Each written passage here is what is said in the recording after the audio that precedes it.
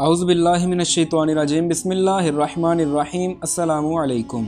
दोस्तों, यकीनन आप सब लोग बिल्कुल खैरियत से होंगे। कुर्रश उस्मान तवील इंतज़ार के बाद ऑन एयर होने वाला है। पिछले 20 दिनों से पाकिस्तानी अवाम इंतहाई बोर हो रहे हैं कि तमाम तुर्किश ड्रामे तख़ीर का शिकार हुए। उस्मान और दास्तान अगर नहीं आए तो बार भरोसा और अल परसलान की एपिसोड भी नहीं आई। पहली झलक हमें ट्रेलर की सूरत में नजर आई। कुर्रश उस्मान ने 2 रोज़ पहले ट्रेलर जारी किया है और इस ट्रेलर को देखते हुए तमाम लोग हक्के बक्के रह गए।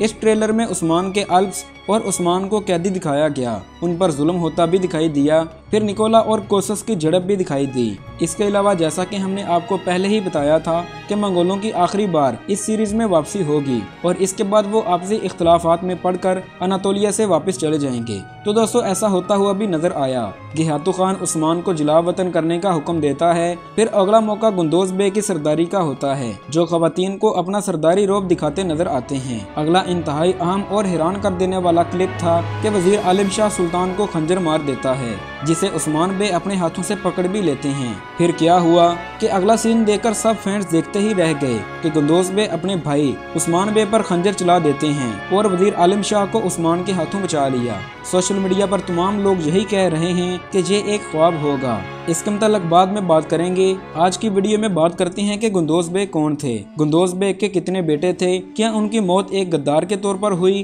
कुर्रश उस्मान में जो दिखाया जा रहा है ये कितना सच और कितना झूठ है। इन तमाम अहम सवालात के जवाबात आज की इस अहम वीडियो में जानिए। तो हस्ब रवायत आपसे गुजारिश है कि हमारे इस चैनल को सब्सक्राइब कीजिए और बेल आइकन पर भी क्लिक कीजिए ताकि हमारी आने वाली तमाम तारीखी वीडियोस के नोटिफिकेशन सबसे पहले आप तक पहुंचें। तो चलिए दोस्तों, तफसीलात का आगाज़ करते हैं।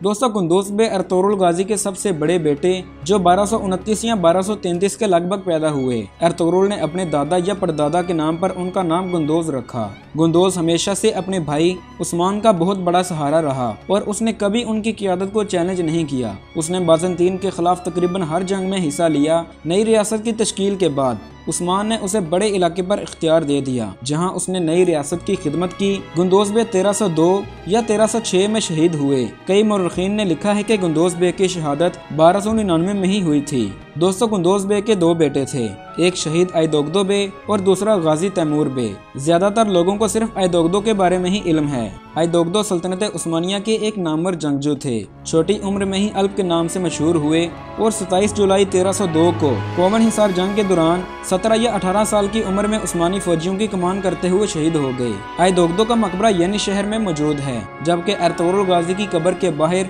सगोत में उनकी एजाजी कब्र भी मौजूद है, जिसकी वीडियो बहुत जल्द हमारे चैनल पर मौजूद होगी। अब बात करते हैं गुंदोज बे के दूसरे बेटे यानी तैमूर गाजी के बारे में। दोस्तों, तैमूर गाजी को अख्तमूर के नाम से भी जाना जाता है। उस्मानी सल्तनत और फोर्ट्रेस के कमांडर थे, जिन्होंने अपने चचा उस्मान गाजी के जेरे कमान फौजी और इंतजामी दोनों अमूर में खिदमत अंजाम दी और बिल आखिर खुद गाजी बन गए। उन्होंने कराजा हिसार किले पर कब्जे और बुरसा के मुहासरे में अहम किरदार अदा किया। दोस्तों, तैमूर का मतलब है लोहा, अक का मतलब है सफेद, अक तैमूर का मतलब है सफेद लोहा। अब बात करते हैं गुंदोज बे की सीरत के बारे में।